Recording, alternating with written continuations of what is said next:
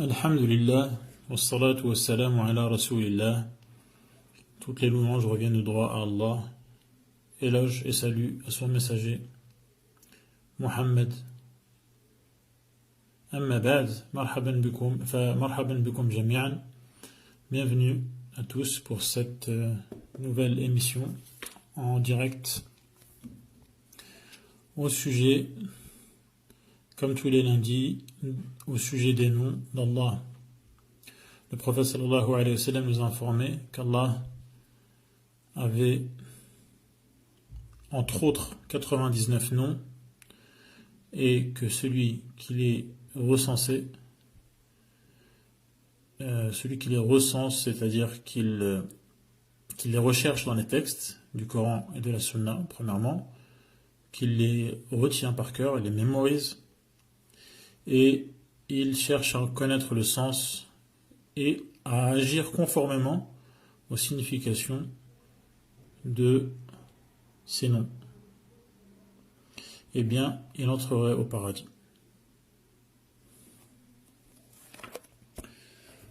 Le dernier nom qu'on a vu était Al-Wadoud, c'est-à-dire qu'Allah s'attire l'amour de ses créatures et également qu'il aime lui-même ses créatures, particulièrement donc les croyants. Il les a donc aimés et a fait naître l'amour dans leur cœur. Puis, lorsqu'ils l'ont aimé, Allah les a récompensés en les aimant encore plus. Donc, Al-Wadoud a le sens de celui qui aime et celui qui est aimé. Celui qui aime, Al-Wad, donc participe actif. Wad, c'est la même chose que Wadid, donc celui qui est l'acteur de Al-Wud, qui est l'amour, et également ce nom Al-Wadoud a le sens de Mawdoud, celui qui est l'objet de l'amour, c'est-à-dire celui que les croyants aiment. Comment pourrait-il en être autrement lorsqu'on connaît Allah, cette belle qualité, ses larges faveurs, sa fine attention et tous les dons dans lesquels nous baignons nuit et jour. Et cet amour pour Allah subhanahu wa ta'ala qui vient du fond du cœur est une noble adoration, car elle fait partie des adorations du cœur qui sont les plus importantes des adorations, car le cœur est l'organe le plus noble. S'il est bon, s'il va bien, s'il est en bonne santé, tout le corps se porte bien. En revanche, s'il est mauvais, tout le corps est mauvais. Nous passons aujourd'hui à un nouveau nom pour nous dans cette série qui est Al-Jamil. Al-Jamil. Le prophète sallallahu alayhi wa sallam a informé dans le hadith authentique qu'Allah était Jamil, c'est-à-dire beau, et qu'il aime Al-Jamal, qu'il aime la beauté. Et donc parmi les noms d'Allah, il y a Al-Jamil, qui signifie qu'Allah est beau, son être est sublime. Ses noms sont les plus jolis. Al-Asma, Al-Husna. Al-Husn, c'est la beauté. Et donc Al-Husna, c'est-à-dire les plus beaux au féminin en arabe, parce que le pluriel de ism est considéré comme étant un féminin. C'est pour cela qu'on dira Husna avec un alif maqsoura à la fin. Donc ces noms sont les plus beaux, les plus jolis. Ses qualités également sont les plus gracieuses. As-sifat al-ula. Ses qualités, ses attributs sont les plus gracieuses, comme la vie, la vue, l'ouïe, la force, etc. Ses actions également, ce qu'Allah réalise, ses actions sont les plus belles. Si Allah dévoilait son visage, car Allah a un visage, comme cela est affirmé dans les textes si Allah a dévoilé son visage, car son visage est voilé, il y a entre lui et nous un voile de lumière. Mais si Allah a dévoilé son visage, comme le prophète sallallahu alayhi wa sallam nous a informé, sa majestueuse beauté aurait consumé, aurait brûlé, aurait consumé tout sur son champ de vision, aurait consumé tout sur son champ de vision. Or Allah voit tout et rien ne lui échappe. Les formes de beauté dans cet univers ne sont que des aspects de sa création. Toute beauté qu'on voit autour de nous est une beauté créée par Allah, qui lui-même a pour nom Al-Jamil, celui qui est beau. Et Allah a promis aux croyants de leur montrer son visage au paradis. Et ils n'auront alors jamais vu pareille beauté. Car Allah subhanahu wa ta'ala, Allah loin de lui tout défaut, est incomparable. Rien ne lui est semblable, y compris sa beauté. C'est une beauté unique qui est incomparable. Et donc parmi les noms d'Allah, il y a Al-Jamil.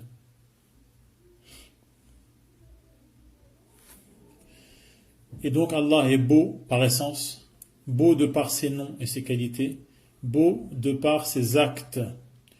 Tous ces noms sont sublimes, ils atteignent le summum de la beauté et de l'exquis. On ne donne à Allah que les plus beaux noms. On ne peut appeler Allah subhanahu wa ta'ala que par les noms qu'il s'est lui-même choisis. On ne peut pas lui inventer des noms. Et on ne peut lui donner que des beaux noms qui se trouvent dans les textes, c'est-à-dire dans le Coran ou dans les hadiths, les paroles du prophète. À lui éloge et salut. Et lorsqu'il y a un terme dont le sens peut être aussi bien compris de manière positive que de manière négative, eh bien ce terme ne fera pas partie des noms d'Allah. Car les noms d'Allah ne contiennent que de la beauté pure. Et lorsqu'on fait l'examen exhaustif, lorsqu'on fait le tour, lorsqu'on réunit, on rassemble, on recherche les noms d'Allah, eh bien on se rend compte qu'effectivement il n'y a pas dans les noms d'Allah, on en a vu un certain nombre depuis le début de cette série, eh bien jamais, à aucun moment, n'apparaît ce qui est contraire à la beauté, donc une quelconque laideur. À aucun moment cela n'apparaît dans les noms d'Allah, noms qui signifient et contiennent des qualités d'Allah subhanahu wa ta'ala. Allah dit Walillahi al-asma'u al-husna, c'est à Allah qu'appartiennent les sublimes noms, les noms les plus beaux.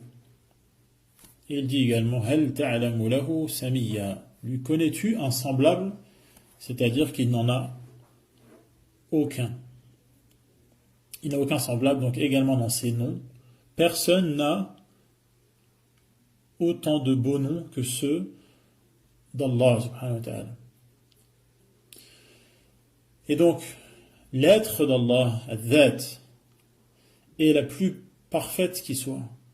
Sa beauté surpasse toutes les autres. Comme on l'a vu dans le hadith, si Allah a dévoilé son visage, sa beauté est si intense que elle brûlerait tout aux alentours. C'est-à-dire sur le champ de vision d'Allah subhanahu wa ta'ala. Et donc les mots peinent, les mots sont insuffisants pour décrire la réalité de la beauté d'Allah. Tout comme il est impossible de décrire la réalité de la majesté d'Allah. Même les habitants du paradis, qui jouissent pourtant d'un bonheur indescriptible, les gens du paradis ne connaissent que le bonheur. Il n'y a plus de malheur, il n'y a plus de tristesse, il n'y a plus de maladie, il n'y a plus de mort, il n'y a plus de soucis, il n'y a plus d'inconvénients, il n'y a plus aucune gêne, au paradis. Et donc, les gens du paradis baignent dans le bonheur, la jouissance, le plaisir indescriptible. Ils goûtent à des plaisirs inimaginables dans leurs détails pour nous, ici-bas,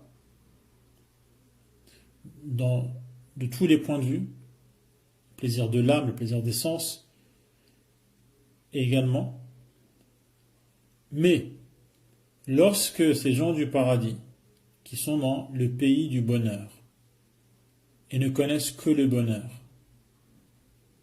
lorsqu'ils regarderont leur Seigneur, Allah, et qu'ils prendront plaisir à contempler, à admirer sa beauté, ils en oublieront les délices qu'ils dégustaient et toutes leurs autres joies ne seront plus rien, comparées à l'intensité du plaisir qu'ils vivent lorsque Allah se dévoilera à eux.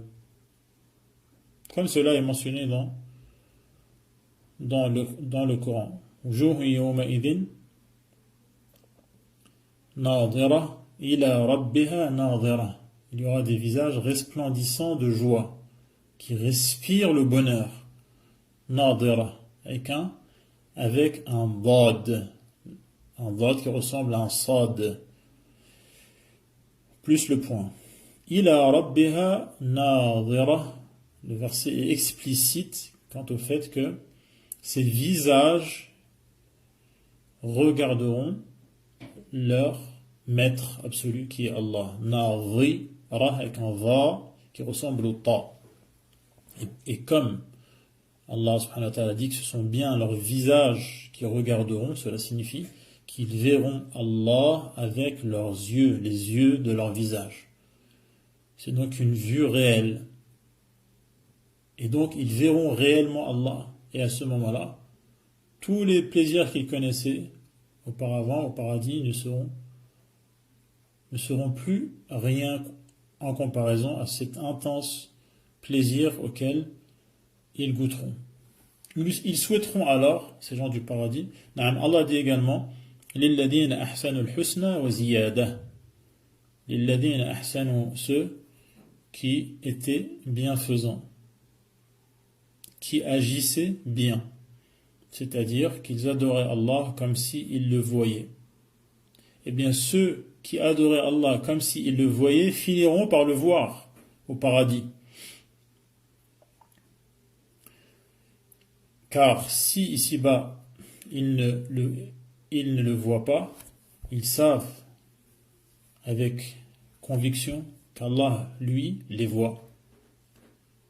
Et en agissant convenablement, ils espèrent finalement au paradis le voir.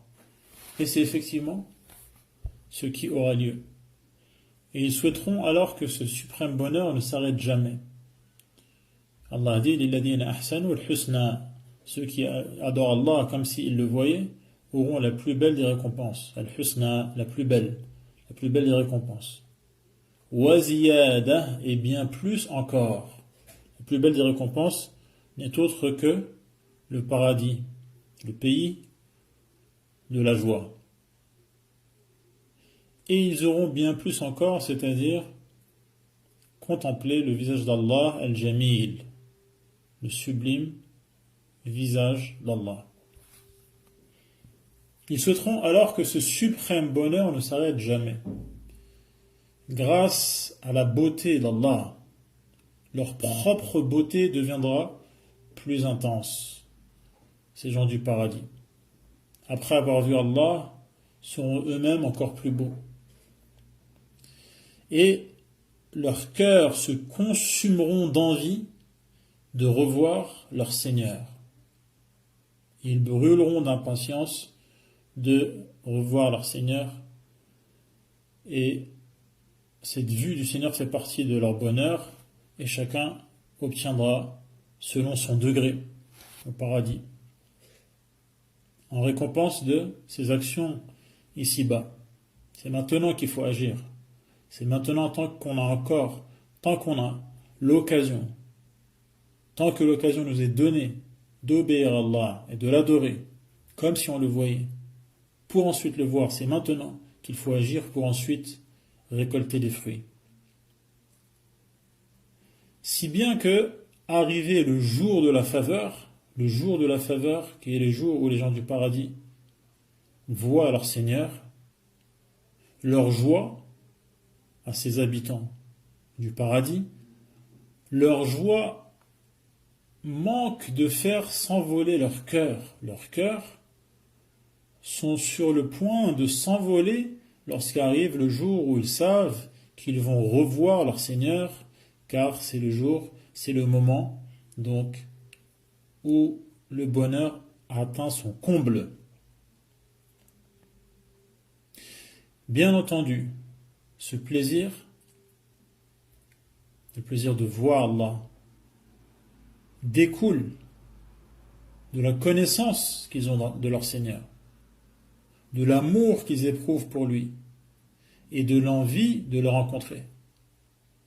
Ici-bas, ces gens-là qui se sont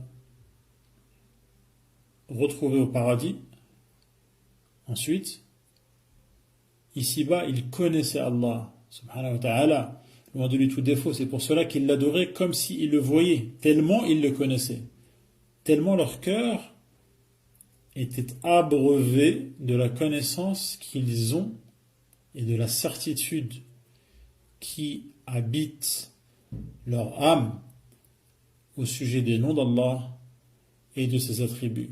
Ce sont les gens qui étaient des habitués du Coran.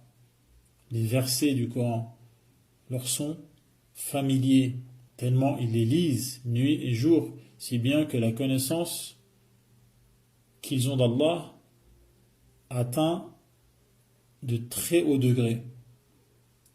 Et donc l'amour qu'ils ont pour Allah également, et donc l'envie de le rencontrer également, et Allah subhanahu wa ta'ala, loin de lui tout défaut, ne laisse pas se perdre tout cet espoir. Cependant, lorsque ces bienheureux, ces élus, lorsqu'ils voient l'objet de leur amour, lorsqu'ils voient Allah, qu'ils aimaient réellement et sincèrement ici-bas, et cet amour se manifestait dans leurs actes d'obéissance qu'ils avaient, dans leur sacrifice, dans leur abstinence face au péché, dans leur choix, le choix des gens qu'ils côtoyaient et des gens dont ils s'écartaient. Cet amour qui était bien réel ici-bas, et cela a un lien avec le nom Al-Wadoud qu'on a expliqué la semaine dernière, lorsqu'ils voient effectivement Allah qu'ils aimaient avant de le rencontrer, et lorsqu'ils admirent la beauté et la majesté d'Allah, le plaisir qu'ils connaissaient déjà quelque part, mais ce plaisir redoublera d'intensité, et la connaissance qu'ils ont d'Allah et les sentiments qu'ils ont envers lui n'en deviennent que plus intenses. Car là, ils verront celui qu'ils connaissaient. Et c'est lui pour lequel ils avaient les sentiments les plus purs et les plus nobles. Une fois qu'ils l'auront vu, cela ne fera que renforcer cet état qui avait déjà commencé ici-bas. Allah, loin de lui tout défaut, Al-Jamil, est beau de par ses qualités. Elles sont toutes louables, les attributs d'Allah. Ces attributs méritent tous les éloges, tout ce qu'on peut dire de bien, d'admirable, de respectable, tout cela est mérité par les qualités d'Allah, par Allah subhanahu wa ta'ala. Ces attributs d'Allah, as-sifat, sont en effet ce qu'il y a de plus large en matière de conséquences et d'effets, surtout les qualités de pitié, de bonté, de bienveillance et de générosité. Les conséquences du fait qu'Allah soit Rahim, qu'il ait pitié, les conséquences, les effets du fait qu'Allah soit bon, qu'il soit Barr, qu'il soit bienveillant, qu'il soit généreux, Karim, Wadoud, Raouf, Rahim, les conséquences et les effets, c'est ce qu'on voit autour de nous. Ce qu'on voit autour de nous dans le fonctionnement de ce monde et tous les effets de la pitié et d'autres qualités d'Allah se font ressentir autour de nous. Et il n'y a pas d'effet et de conséquences plus larges et plus évidents que ceci. Et en fait, ces belles qualités d'Allah sont les conséquences de la beauté d'Allah lui-même. Ces conséquences sont celles de la beauté d'Allah lui-même. Voilà pourquoi tous les actes d'Allah sont beaux. Et en fait, ces actes sont soit bonté et bienveillance, chose pour laquelle on le loue et on le remercie, soit ces actes sont justice, chose pour laquelle on le loue également, car elle correspond à la parfaite sagesse et aux louables qualités.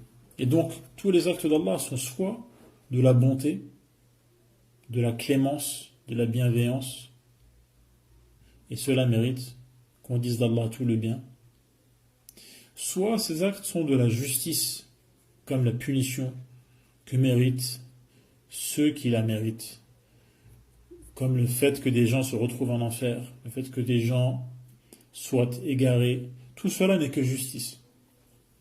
Quant au fait que des gens soient bien guidés, cela est de la bonté. Que des gens bénéficient de l'aide d'Allah, cela est une forme de bonté. Et se retrouve finalement au paradis, c'est une forme de bonté et de bienveillance. Et donc, tous les actes d'Allah sont beaux, car ils sont soit bonté, clémence, indulgence, soit parfaite justice. Rien donc dans les agissements d'Allah n'est absurde, insensé ou injuste. Au contraire, tout est clarté, pitié et justice. Tout est judicieux. Tout est beau. Inna Rabbi ala siratin mustaqim. Mon Seigneur, assurément, est sur un droit chemin. Et donc, tout ce que Allah fait atteint le sommet de la beauté. Sa loi n'est que pitié, lumière, clarté et beauté. Et malgré cela, il y a des gens qui ne voient pas cette beauté. Ils ne voient pas la beauté de la loi d'Allah, de la charia, de l'islam, de manière générale, de la foi. Ils n'en voient pas la beauté, car ils sont à l'image de ces chauves-souris qui ne circulent et qui ne sortent que lorsqu'il fait nuit. Et en plein jour, lorsque le soleil brille de mille feux, ces chauves-souris restent terrées dans leur grotte et ne peuvent pas sortir car la lumière les éblouit et ils ne peuvent pas en profiter. Également, toute beauté qui existe dans ce bas monde, ainsi qu'au pays du bonheur, le paradis, n'est qu'un effet de la beauté d'Allah en fait. Car c'est lui qui a créé tout cela. Et rien ne ressemble à Allah. Laysa kamithlihi shay. Celui qui accorde la beauté est forcément encore plus beau. Celui qui accorde la beauté est forcément encore plus beau. Et cette créature qui est belle ne sera pas comparable à Allah qui est beau, car il est le créateur, ce qui signifie qu'Allah est infiniment plus beau. Comment d'ailleurs s'exprimer au sujet de la beauté d'Allah alors que l'homme qui le connaît le mieux, à lui éloge et salut, notre prophète a dit que nous n'estimerons jamais les louanges que tu mérites. Tu es tel que tu t'es toi-même loué. Voilà donc concernant le nom, et ce hadith est rapporté par Muslim selon Aïcha. C'est-à-dire qu'on on aura beau, dire tout ce que on peut dire au sujet de la beauté d'Allah, on n'en fera jamais le tour et on n'en dira jamais assez. Je vous donne rendez-vous la semaine prochaine pour continuer plutôt la série au sujet des noms d'Allah. Wallahu a'lam. Wassalatu wassalamu ala rasulillah. Walhamdulillahi rabbil alamin. Wassalamu alaikum wa rahmatullahi wa barakatuh.